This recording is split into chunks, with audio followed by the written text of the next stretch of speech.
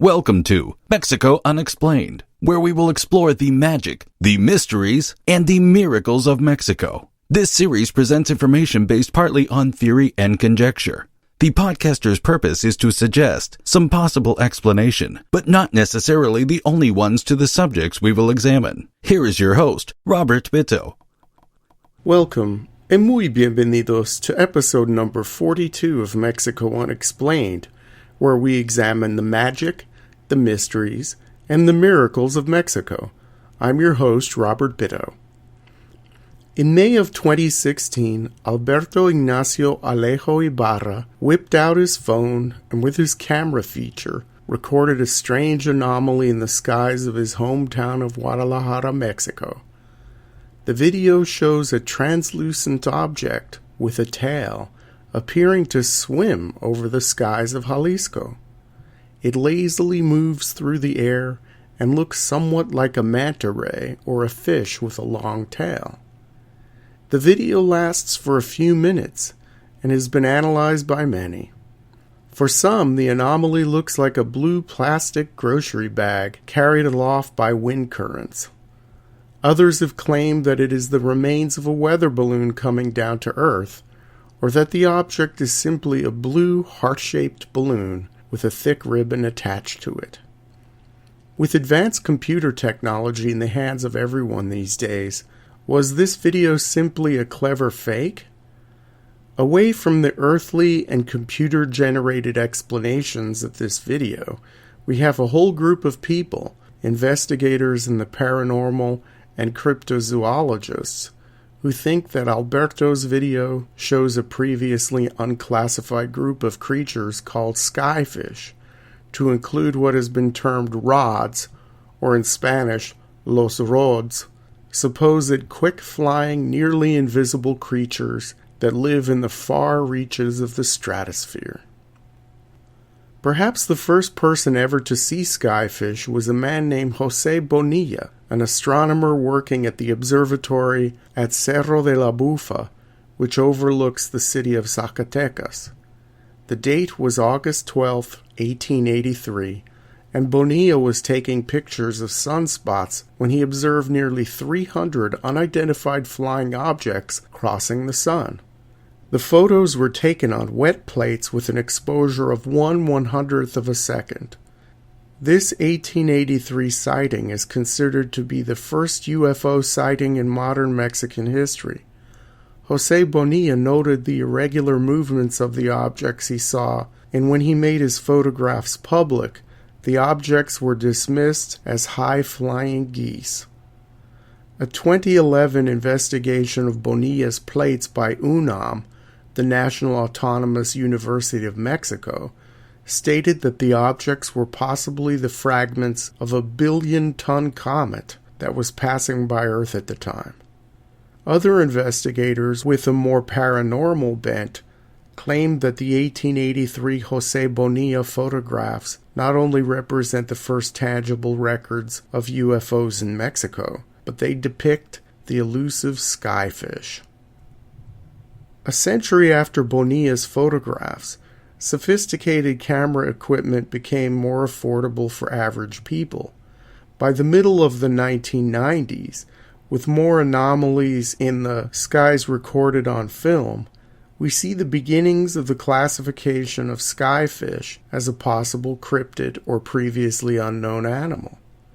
According to paranormal investigator Fon Ramos, creator of the website Atraviesa lo Desconocido, Across the Unknown in English, and author of the book Nuestro Origen Extraterrestre y Otros Misterios del Cosmos, Our Extraterrestrial Origins and Other Mysteries of the Cosmos. Skyfish were first recorded in our era in the mid-1990s when an American cameraman named Mark Lichtel was filming parachutists jumping into a deep cave just outside of San Luis Potosí, the capital city of the Mexican state of the same name.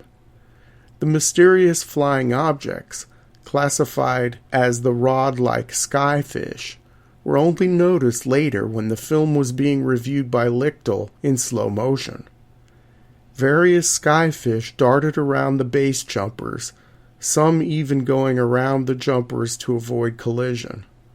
The creatures appear to be somewhat translucent, about 1 to 2 meters long, and thus ruled out the possibility of birds or insects.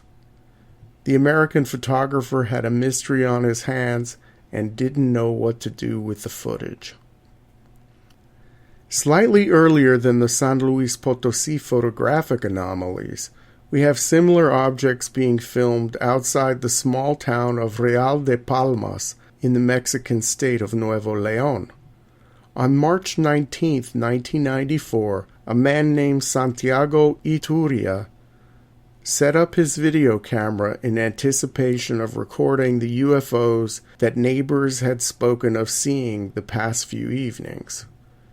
Nearly discouraged after hours of waiting, Santiago was about to give up when he saw strange flashing lights in the sky. He filmed the darting lights and thought that was all he captured on his video camera. Later, Santiago reviewed the film in slow motion, and after the UFO had disappeared from view, he noticed something highly unusual. Spear-like images with strange small appendages, only seen when he reviewed the film frame by frame. They flew by so fast that they were nearly invisible to the naked eye. Had he discovered some strange atmospheric disturbance previously not described? Or was this some special type of UFO? In the same month in 1994, a few hundred miles away from Santiago's home in Nuevo León, a man named José Escamilla was also setting up his camera in hopes of filming UFOs. He had had a UFO sighting in the 1960s when he was with other members of his local rock and roll band. He had seen strange lights outside his home in March of 1994 and wanted to record them. Escamilla recorded 16 minutes of footage, and like the previous people, he only saw the anomalous rod-like flying things when he slowed down the footage. At first he thought they were insects flying too close to the camera, but dismissed this because the objects were far and not close. José's curiosity was unrelenting, and that began for him a lifetime of trying to figure out what these images were. He is considered to be the most expert researcher in this topic and has appeared on various TV and radio shows and participates actively in the UFO and paranormal lecture circuit. Through his internet presence and fame within the UFO and paranormal communities, José has amassed quite a bit of information on the Skyfish, including much video evidence submitted from all parts of the world showing these strangely moving objects in the sky. These anomalies have several things in common, according to José, and he has his theories as to what they could be. They move very fast, hundreds of miles per hour, and are almost never visible to the naked eye. They seem to be very common in Mexico, the southwest U.S., and parts of South America. There have also been reports of them in parts of Europe and China. They are cylindrical in shape and measure from about 4 inches to up to 9 feet in length. They have many appendages on their sides which run the full length of their bodies and may be attached to light wings. Please go to our website, mexicounexplained.com, to see pictures of skyfish. They appear to fly through the air by using undulating solid membranes which vibrate very rapidly on each side of their bodies, very similar to how squids propel themselves through water. Skyfish are usually translucent. Skyfish have been observed flying in and out of large bodies of water. Escamilla theorizes that these are living organisms, animals that have adapted to predators over the years by developing translucence and by flying fast. Although not resembling any known animal currently living on Earth, they are not extraterrestrials, but a creature that has lived on Earth for many years. Why has a body of a skyfish never been found? Like an octopus, it is theorized, the skyfish may be comprised mostly of soft tissue and may decompose quickly.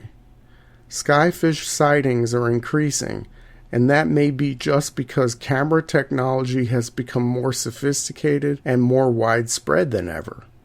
Also, there are just more people living in concentrated areas than ever before in human history. Take, for example, the mass sightings of rod-like skyfish sighted over Mexico City in May of 2015, seen by untold thousands. With a population of almost 25 million people, that's 50 million eyes, there is a greater chance for mass sightings of any sort of UFOs in the skies. José Escamilla claims that governments of the world are aware of this flying creature, and he has alleged that his phone has been tapped and that his skyfish activities are being monitored.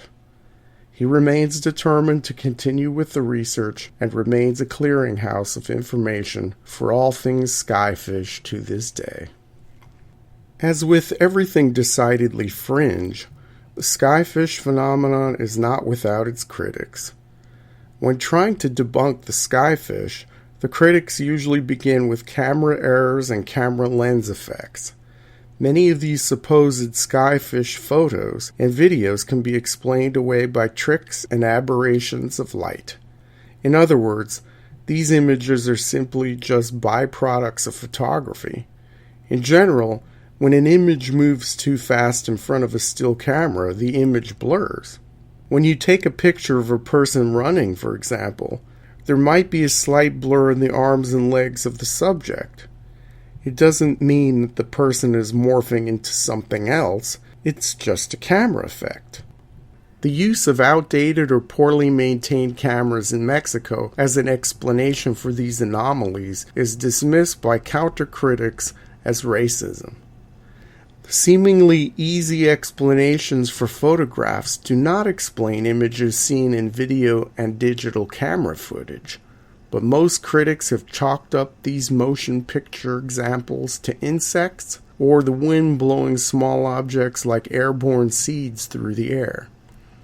Much like with Bigfoot, a body has yet to be produced of a skyfish for scientific examination.